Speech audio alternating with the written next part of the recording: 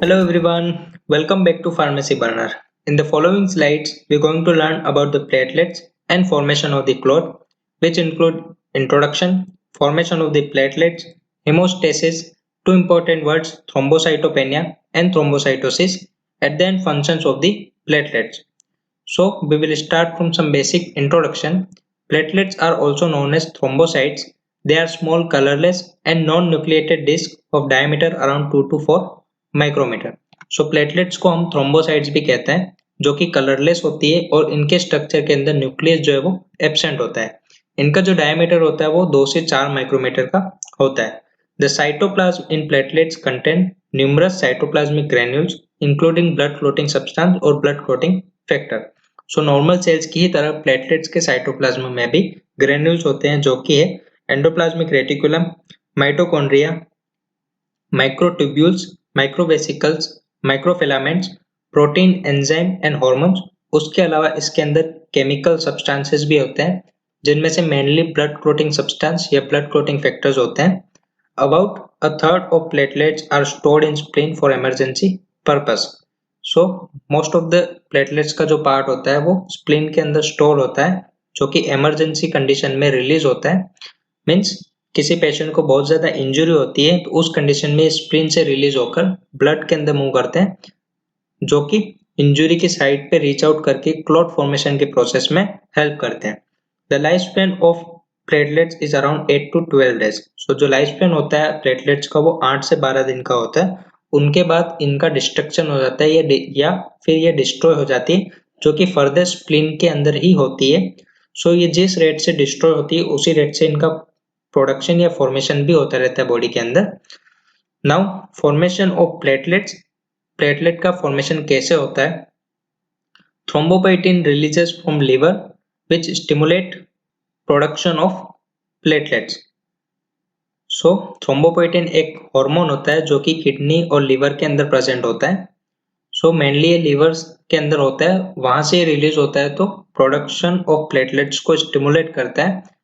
सो ये शुरू कैसे होता है? माइलोइड स्टेम सेल जो होती है वो मेगा कैरियोप्लास्ट में कन्वर्ट होती है जिसके बाद वो चेंज होकर मेगा कैरियोसाइट में चेंज होती है जो कि फुल्ली डेवलप होने के बाद ब्रस्ट हो जाती है और उसके अंदर से प्लेटलेट जो है वो ब्लड के अंदर रिलीज होती है.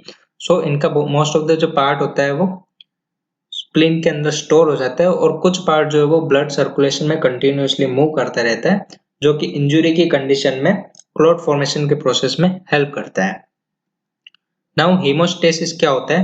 इसको हम सिसेशन ऑफ ब्लड लॉस भी कहते हैं, ब्लड लॉस का रुकना. Haemostasis is the mechanism that leads the cessation of bleeding from the injured blood vessel. So injured blood vessel जहाँ पे होती है वहां पे ब्लीडिंग होती है और उस ब्लीडिंग के रुकने के प्रोसेस को हम हीमोस्टेसिस कहते हैं. हीमोस्टेसिस का जो प्रोसेस होता है वो 4 स्टेजेस में कंप्लीट होता है. कौन कौन सी स्टेजेस होती है? Vasoconstriction, platelet plug formation, coagulation and fibrinolysis. So ये 4 स्टेजेस होती हैं जिनको हम डिटेल में पढ़ेंगे. First one is the vasoconstriction. In this stage blood loss reduces at the site of injury. Platelets become sticky once they came in contact with the damaged blood vessel and start releasing serotonin.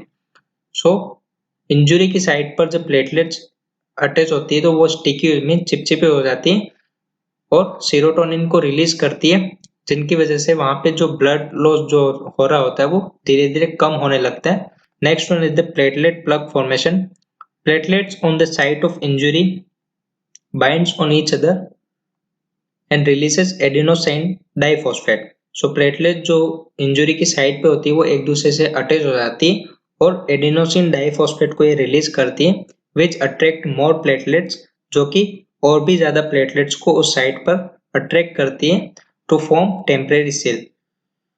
So serotonin release होने की वजह से जो blood loss है वो थोड़ा बहुत कम होने लगता है. उसके बाद प्लेटलेट प्लग फॉर्मेशन स्टेप शुरू होती है जहाँ पे प्लेटलेट जो होती है वो एक दूसरे से अटैच हो जाती है और एडिनोसिन डाइफॉस्फेट को रिलीज करती है. एडिनोसिन डाइफॉस्फेट जो होता है वो और भी ज्यादा प्लेटलेट्स को इंजुरी की साइट पर अट्रैक्ट करता है जो कि टेम्परेरी सील का फॉर्मेशन वहां पे करते हैं जिसकी वजह से ब्लड लॉस जो है वो और भी ज्यादा कम होने लगता है. सो ये जो स्टेप होती है वो 6 मिनट में कंप्लीट होती है. उसके बाद थर्ड स्टेप आती है coagulation. Coagulation is the complex process that involves blood clotting factors which helps in clot formation at the site of injury. So coagulation का जो प्रोसेस होता है वो बहुत ज्यादा कॉम्प्लेक्स होता है जो कि ब्लड क्लोटिंग फैक्टर को उस प्रोसेस में इन्वॉल्व करता है. सो यहाँ पे आप देख सकते हैं 13 फैक्टर्स होते हैं जिनमें से मेनली दो होते हैं फिब्रिनोजन एंड प्रोथ्रोम्बिन. उसके अलावा भी और फैक्टर्स होते हैं जो कि क्लॉट फॉर्मेशन में हेल्प करते हैं. सो कोआगुलेशन का जो प्रोसेस होता है वो दो पाथवे से कंप्लीट हो सकता है, इंट्रिंसिक पाथवे या एक्सटर्नल पाथवे, जिसको एक्सट्रिंसिक पाथवे भी हम कह सकते हैं. इंट्रिंसिक पाथवे में क्या होता है, when platelets at the site of injury releases chemical for clot formation. So intrinsic pathway में क्या हो रहा है, जहां पे इंजुरी हुई वहां पे प्लेटलेट्स अट्रैक्ट हुई और केमिकल सब्सटेंसेस यानी ब्लड क्लोटिंग फैक्टर सब्सटेंस जो होते हैं उनको रिलीज करके वहां पे क्लोट का फॉर्मेशन करते हैं. तो उस पाथवे को हम इंट्रिंसिक पाथवे कहते हैं. और एक्सटर्नल या एक्सट्रिंसिक पाथवे क्या होता है, when tissue of injured site releases chemical for clot formation. So जहां पे इंजुरी होती है उसके आसपास का जो टिश्यू होता है वो केमिकल्स यानी कि क्लोटिंग फैक्टर्स को रिलीज करके क्लॉट का फॉर्मेशन में हेल्प करते हैं. तो उस पाथवे को हम एक्सटर्नल या एक्सट्रिंसिक पाथवे कहते हैं. सो मोस्ट ऑफ द जो फैक्टर्स होते हैं वो दोनों पाथवे में हेल्प करते हैं क्लॉट फॉर्मेशन के प्रोसेस में, और कुछ होते हैं जो सिर्फ एक्सट्रिंसिक पाथवे में हेल्प करते हैं और कुछ होते हैं जो सिर्फ एक्सट्रिंसिक पाथवे में हेल्प करते हैं. सो यहाँ पे क्या हो रहा है, जो प्रोथ्रोम्बिन है वो थ्रोम्बिन में कन्वर्ट होता है in presence of prothrombin activator, जिसको पीटीए भी कहते हैं. जिसके बाद ये फिब्रिनोजन और फिब्रिन फाइबर जो होते हैं वो क्लॉट फॉर्मेशन में वहां पे इंजूर्ड साइट पे अटैच होते हैं और क्लॉट का फॉर्मेशन करते हैं. Fourth is the फिब्रिनोलिसिस.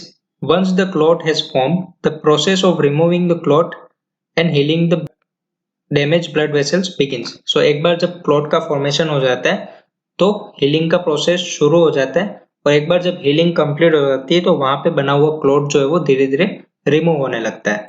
So these are the 4 steps of the haemostasis, जो कि है vasoconstriction, platelet plug formation, coagulation and fibrinolysis. Now two important words, thrombocytopenia and thrombocytosis. क्या होता है thrombocytopenia? It is the condition where number of platelets is too low and excessive bleeding can occur, जिसको हम हाइपोकोआगुलेशन भी कहते हैं. तो thrombocytopenia एक कंडीशन होती है जहां पे प्लेटलेट्स का जो काउंट है वो बहुत ज्यादा कम बॉडी के अंदर कम हो जाता है, जिसकी वजह से इंजूर्ड साइट के ऊपर ब्लीडिंग बहुत ज्यादा होने के चांसेस होते हैं. सो उस कंडीशन को हम हाइपोकोआगुलेशन भी कहते हैं. So it may occurs due to decrease or ineffective production of platelets or decrease the lifespan of the platelets. So platelet production को का डिक्रीज होना या प्लेटलेट जो बनी हुई होती है उनकी लाइफ स्पैन जो होती है वो 8 से 12 दिन की होती है, पर उनकी लाइफ स्पैन का डिक्रीज हो जाना, इस कंडीशन में हम थ्रोम्बोसाइटोपेनिया को फेस कर सकते हैं. Next one is the thrombocytosis. In this condition, the number of platelets is too high, blood clot form which may obstruct the blood vessels. So thrombocytosis में क्या हो रहा है, जो प्लेटलेट्स का काउंट है वो बॉडी के अंदर बहुत ज्यादा हो जाता है, जिसकी वजह से वेसल्स के अंदर ही क्लॉट का फॉर्मेशन होने के चांसेस होते हैं, जिसको हम हाइपर कोआगुलेशन भी कहते हैं. सो ये कब हो सकता है, iron deficiency anaemia, haemolytic anaemia, absence of spleen, cancer और reaction of the medication. So इन कंडीशन की वजह से थ्रोम्बोसाइटोसिस होने के चांसेस होते हैं. Now functions of the platelet. Platelets are essential for normal hemostasis process and they have more functions like maintenance of vascular integrity by sealing minor endothelial deficiencies, helping to arrest the bleeding by forming platelet plug formation. So जब injury की condition होती है तो वहां पे platelet temporary seals को बनाकर bleeding के ब्लड लॉस जो होता है उसको रिड्यूस करके ये हेल्प करता है. Contributing membrane activity to assess secondary hemostasis and promoting vascular healing. So these are the functions of the platelets. Thank you for watching Pharmacy Burner. Make sure you like, share and subscribe to stay updated for upcoming videos.